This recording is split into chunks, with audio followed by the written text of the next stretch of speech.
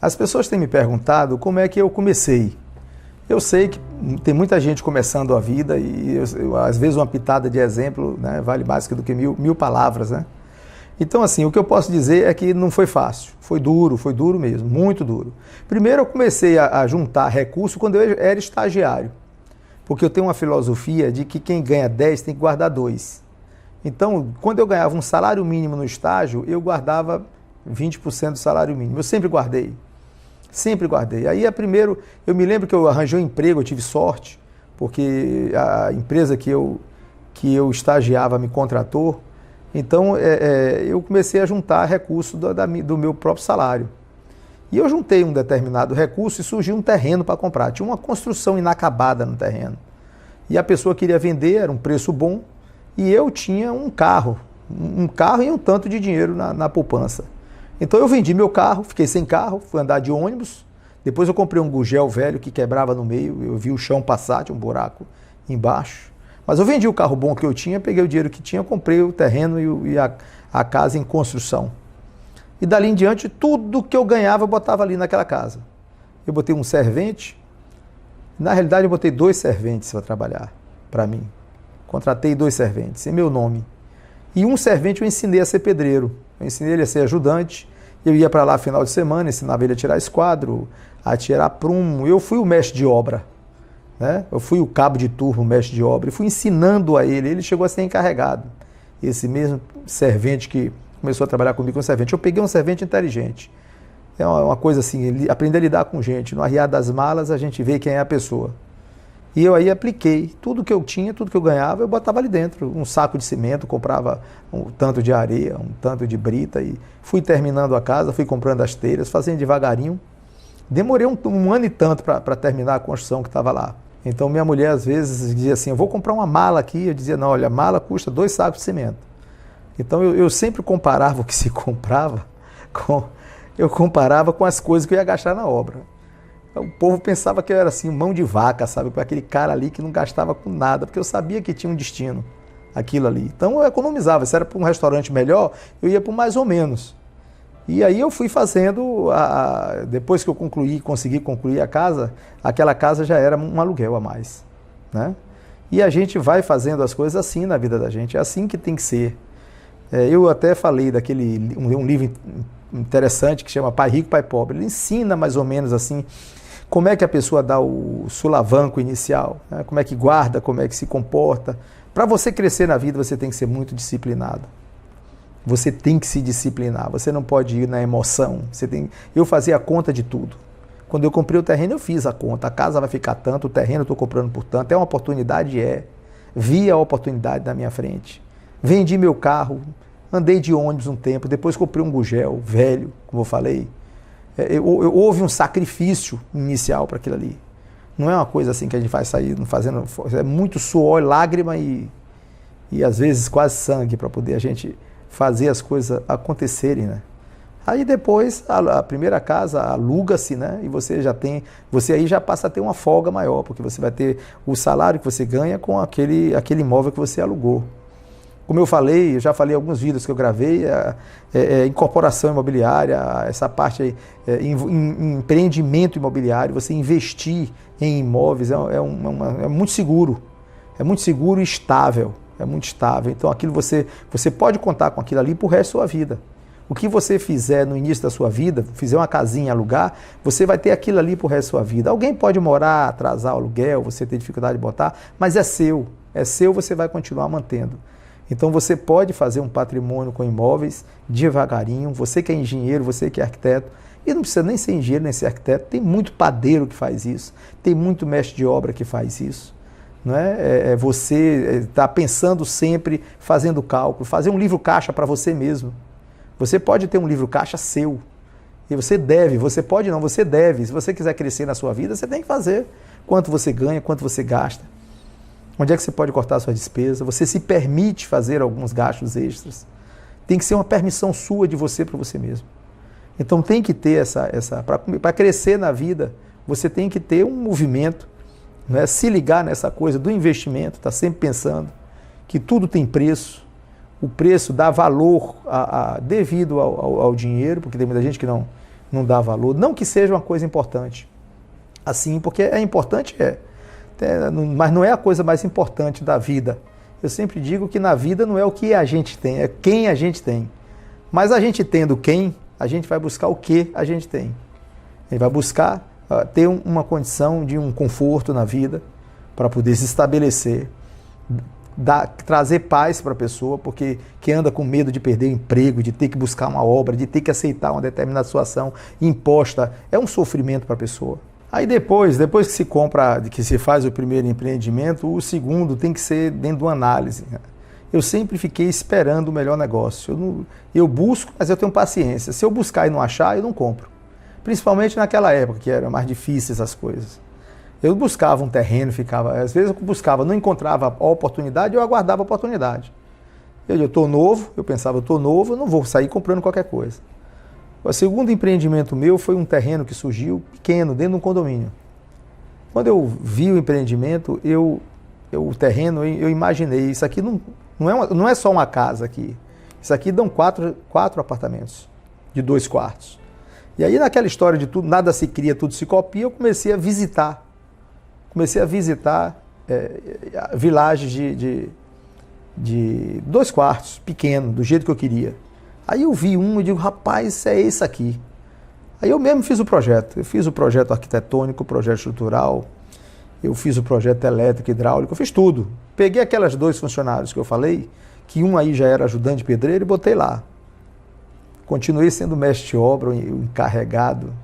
E aí eu fui marcando, soltando aquelas 4 unidades habitacionais. E aí concluí.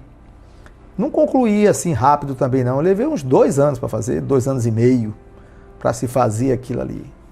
Né? Eu trabalhei com a estrutura o mais enxuto possível, tudo o mais enxuto possível, pesquisando bem, vendo bem, analisando a parte técnica, a parte de cálculo, otimizando tudo que podia. Otimizava tudo.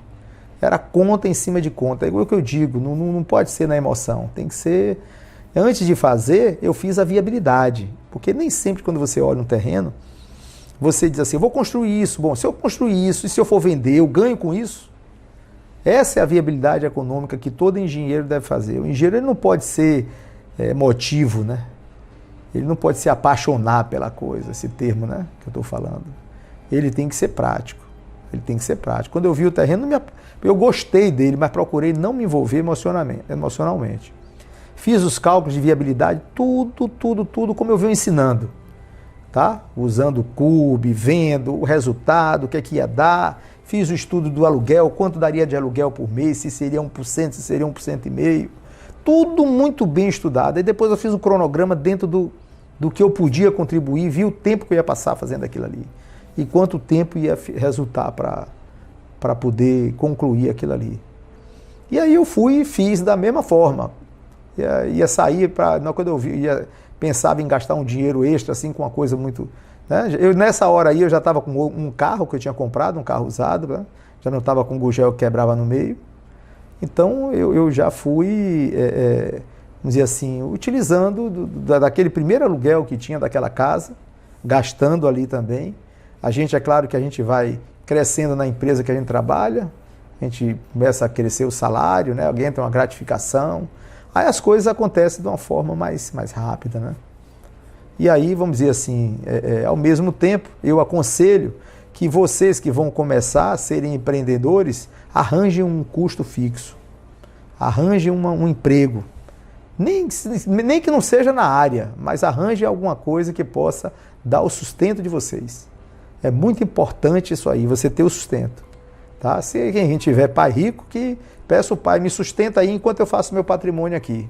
Eu vou precisar de tanto por mês para minha alimentação, transporte e tal, mas também não vai abusar, né? Para você ter sua integridade, para você lá na frente dizer assim, fui eu quem fiz. Né? Eu acho importante fui eu quem fiz. Você dá uma dignidade para a pessoa. Não tenho nada contra quem herda, mas eu dou muito valor a quem sai do nada e consegue alguma coisa. Veja bem que no início eu preferi fazer uma carteira de aluguéis. Eu preferi coisas pequenas, nada muito grande. Eu nunca fiz empreendimento no início da minha vida profissional.